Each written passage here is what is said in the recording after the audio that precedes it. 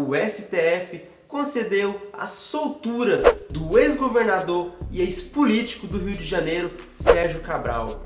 O homem que tem mais de 20 processos e as condenações em primeiras instâncias, todas juntas, somadas a mais de 390 anos de prisão. Mesmo assim, o STF concedeu essa soltura e prisão domiciliar para o ex-governador do Rio de Janeiro, Sérgio Cabral. Cara, o que tá acontecendo com o nosso país, não é? Acontecendo o seguinte, o ex-governador Sérgio Cabral estava preso desde 2016 com mandado de prisão preventiva devido a alguns processos de recebimento, acusações de recebimento de propina. Uma que era pelas obras do Maracanã, que ele teria beneficiado empresas e tudo mais ali para fazer as obras do Maracanã. Em troca disso, ofereciam uma propina, eles ofereciam para ele e ele aceitava. O engraçado é que ele mesmo confessou para a justiça brasileira que ele, sim, ele falava, eu recebi essa propina, eu sou corrupto mesmo, a corrupção é um vício e tudo mais. E se você for pegar todos os processos dele que foram condenados em primeira instância, são somados 390 anos de cadeia. Aí você fala, Luiz Fernando, o cara foi condenado a mais 390 anos de cadeia, ele confessou os crimes dele e tá solto? Pessoal, é o seguinte, a legislação brasileira ainda é muito falha. Às vezes eu não sei se é falha ou os nossos políticos que legislam a favor dela, ou os nossos políticos que fazem as leis não estão preocupados. O STF parece que é outra... A segurança do judiciário nosso também parece que não está preocupada também. A gente viu, a soltura dele foi causada, essa prisão domiciliar, né, devido os juízes do STF falarem e também os advogados de defesa do Sérgio Cabral falar que não podia mais manter a prisão preventiva, porque já fazia muito tempo. Esse ano, a Justiça do Rio de Janeiro, ela retirou duas prisões preventivas que estavam em processos do Sérgio Cabral. Mas a que estava valendo ainda, que mantinha ele preso, era uma prisão preventiva determinada ainda pelo ex-juiz Sérgio Moro, que depois virou ministro da Justiça, hoje ex-ministro da Justiça, e agora eleito senador pelo estado do Paraná. Juiz Moro, ex-juiz Moro, no caso, né? Então, tipo assim, era essa prisão preventiva que ele tinha determinado há muito tempo atrás, ainda quando a Lava Jato do Paraná, a Operação Lava Jato lá no Paraná estava nas mãos dele, né? E aí, agora o STF votou na sexta-feira, a segunda turma do STF votou que essa prisão preventiva já tinha extrapolado todos os limites dos dias, porque ela tem um prazo. A prisão preventiva, o que ela é a prisão preventiva? Vamos explicar primeiro, né? A prisão preventiva é o seguinte, tem um processo rolando contra aquela pessoa e a justiça entende que aquela pessoa pode, solta na rua, andando em liberdade, ela pode atrapalhar o processo, ocultar provas, dificultar o trabalho da justiça, promover outras ações que pode dificultar, atrapalhar mesmo assim, prejudicar o trabalho da investigação. Então, determinou as prisões preventivas, duas foram anuladas e tudo mais, mas tinha uma que ainda valia desde a época do Sérgio Moro. Aí o STF falou assim, bom, não tem nenhum processo em trânsito em julgado. O que é trânsito em julgado? É aquela condenação que passou por todas as instâncias judiciárias brasileiras. Tem a condenação em primeira instância, aí tem a segunda instância, terceira instância e quarta instância. Mas qual o recado que fica? Que quem fica preso e quem é preso é só pobre no país. É só pobre que fica preso no país. E engraçado que o STF falava assim, a gente não pode manter ele preso porque não foi transitado em julgado, não foi até a última instância do judiciário. Engraçado que em 2019 eles mesmos retiraram a lei, falando que não podia mais prisão em segunda instância, né? Que para o preso, para começar, o julgado, né? O réu, só poderia começar a cumprir pena depois do trânsito em julgado. Foi nessa mesma época que o Lula, que estava condenado em segunda instância, até em terceira instância, em alguns processos, como o do Triplex, não poderia mais ficar preso porque o processo não teria sido transitado em julgado.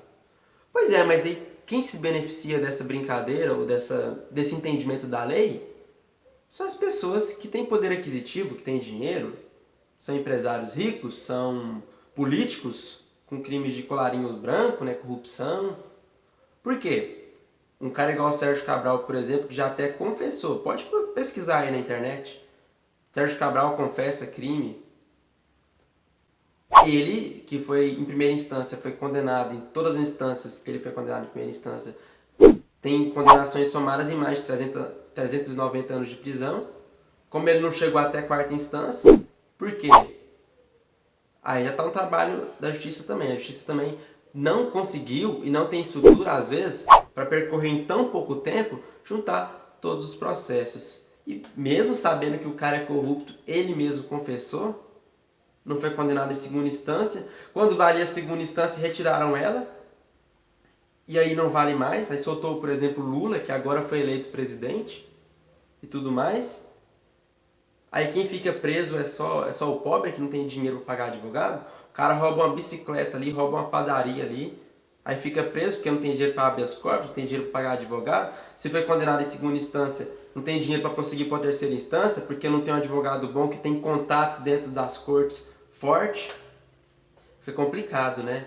Mesmo o cara falando assim, eu sou corrupto, a corrupção é um vício, o cara tá solto. Quando a Lava Jato iniciou, houve uma pressão popular ali, que o STF entendeu que a segunda instância estava valendo, e um entendimento correto, mas que justo, porque se o cara é condenado e a primeira instância já provou e tudo mais, e ainda vai para uma segunda instância, justiças eficientes a mundo afora, por exemplo, como nos Estados Unidos, já em primeira instância foi condenado ali, pá, não interessa quem, já sai do tribunal para cumprir pena. Aqui no Brasil não, aqui no Brasil tem um negócio de ir até a quarta instância e não sei o que, e vem o desembargo do embargo, não sei o que e tudo mais. Aí se o cara tem dinheiro para pagar um bom advogado que fica pressionando o judiciário, não fica nem preso. Agora o pobre, e eu não estou defendendo roubo não, porque se roubou tem que pagar também. Mas a dimensão, o cara rouba uma bicicleta, outro cara rouba, como político, bilhões e tá solto. E o cara, por exemplo, que rouba uma bicicleta, não tem dinheiro para pagar um bom advogado, fica preso. Cara, muito desproporcional as coisas no nosso país. Quando a Lava Jato começou, deu uma esperança assim que agora gente grande ia ser presa. Mas infelizmente, vai saber por quê. Em 2019, 3 anos depois, 2016, entenderam que tinha que haver um trânsito em julgado, tudo mais. E aí, um monte de gente aí, o principal cara aí, né, conseguiu ser solto, que é o Luiz Inácio Lula da Silva, conseguiu ser solto e está aí livre. Não só livre, como presidente da República. Cara, é impressionante. E como ecoou as coisas aqui do Sérgio Cabral. Por exemplo, pena Sérgio Cabral ultrapassou igual a CNN Brasil aqui, colocou mais de 390 anos. Agora ele será solto. Né? Sérgio Moro critica a soltura de ex-governador Sérgio Cabral. Né? E tudo mais assim. Sérgio Cabral solto, a responsabilidade fiscal foi abandonada, as estatais ameaçadas pela volta do loteamento político. Vivemos tempos desafiadores, dos quais a honestidade parece ter sido banida. E o Sérgio Moro fala também, estaremos no Senado para restabelecer a verdade e a justiça. O seu apoio será fundamental. E o Sérgio Cabral deve ser solto nesta segunda-feira. Ex-governador cumprirá prisão domiciliar por conta de outros processos. Tipo, se ele for condenado em trânsito em julgado e outro processo, ele pode voltar a qualquer momento para a cadeia, lógico, e tudo mais. Mas o cara tem dinheiro. Agora, apesar que as coisas estão bloqueadas dele também, né? Tudo mais assim. Mas vamos ver, tem dinheiro, tem contato. Às vezes contato ainda vale mais que dinheiro, né? E tudo mais assim. A gente se frustra muitas vezes, né? Porque o cara confessou os crimes e ainda tá solto. O que que deve, o que que tem que, qual que é a mudança que tem que ter? Na lei, galera, é na lei. Enquanto a lei tiver essas brechas de entendimento, de Suprema Corte e tudo mais, para eles entenderem do jeito que eles querem, tiver essa brecha no trânsito em julgado, os políticos, deputados federais, senadores, que têm que propor uma PEC de prisão em segunda instância. tem que colocar a corrupção como crime hediondo, né?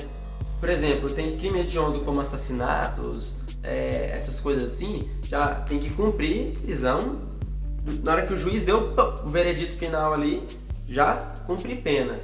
E aí, se ele quiser ter recursos e tudo mais, que ele coloque recursos, mas cumprindo a pena. Depois, se ele conseguir provar a inocência dele, beleza. Mas, dificilmente, quando é uma pessoa grande assim, não vai ter alguma coisa por trás, né? Dificilmente. E corrupção tem que ser um crime como um assassinato. Você não rouba ou você não mata diretamente ali com a arma, com a faca ali e tudo mais. Mas a caneta do político mata muitas pessoas e ele nem sente. Né? Então, tipo assim, vamos ficar atentos e tudo mais, entender que trânsito em julgar até a quarta instância e tudo mais. Por isso que a gente vê grandes pessoas, grandes políticos aí soltos hoje, mesmo condenados em primeira e segunda instância não estão presos, porque em 2019 o STF, depois que a pressão popular caiu, ele entendeu que não valia mais cumprir pena após segunda instância, e sim de trânsito em julgado. Então a mudança tem que ser na lei, tem que ser os nossos políticos, tem que mudar.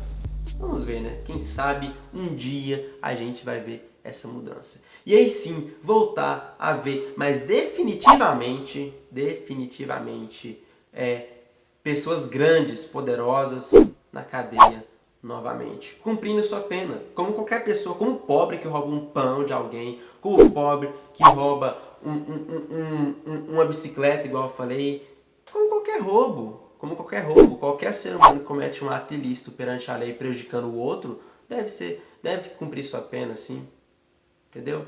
Tem que cumprir sua pena. É isso aí, muito obrigado e até mais.